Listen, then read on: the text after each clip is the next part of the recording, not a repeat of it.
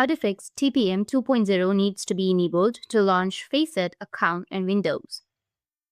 So if you want to fix Tpm 2.0 needs to be enabled to launch your FACEIT, then what you need to do is first you need to just simply press Windows and R keys together, and then you will get this kind of interface. Here you need to enter msinfo32 and then hit the enter.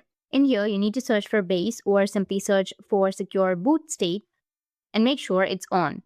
But if you see that if it's turned off and if you want to turn it on, then what you need to do is just simply go back and then open up your settings. From the settings, you need to just simply go with system. And from system, if you scroll down, then you may find a recovery option.